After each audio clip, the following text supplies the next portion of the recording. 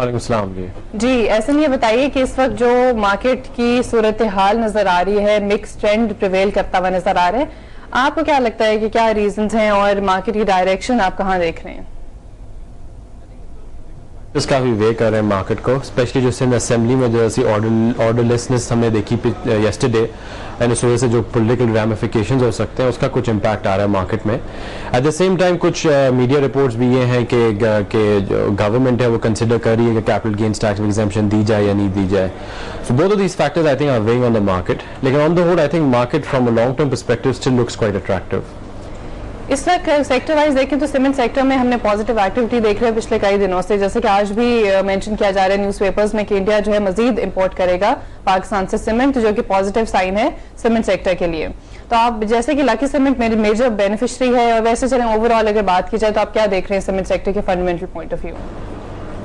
I think overall the demand from local side, external side has been very positive, and I think the numbers reveal them themselves. लेकिन काफी हद तक cement stock में ये बात आ चुकी है, it's priced in to some extent, and some cement stocks are now starting to look quite expensive. और आप लकी में देखें तो I think our fair value somewhere in the vicinity of 150 rupees plus, so it's very close to its fair value. So run up हो गया है। DG Khan cement का अभी कुछ कह नहीं सकते, उसमें I think जो पोर्टफोलियो स्टेक जो है MCB बैंक का that might not be priced in as yet, but just on current fundamentals I think the stock is very close to its fair value.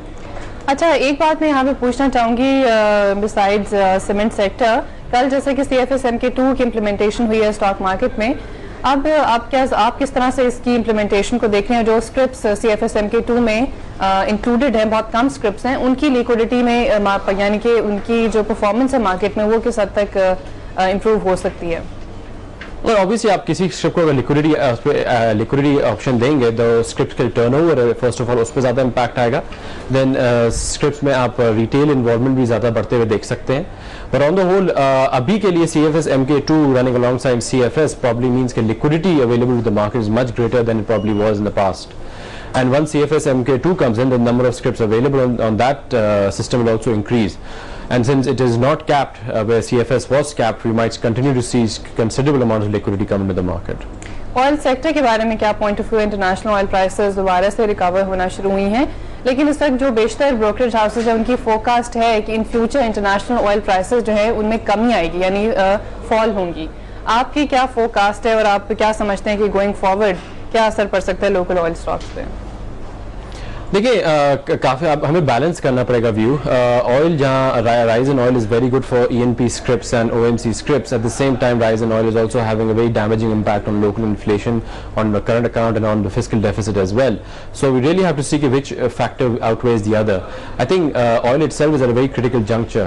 If it goes over $110, $115, affordability across the world might become a big issue.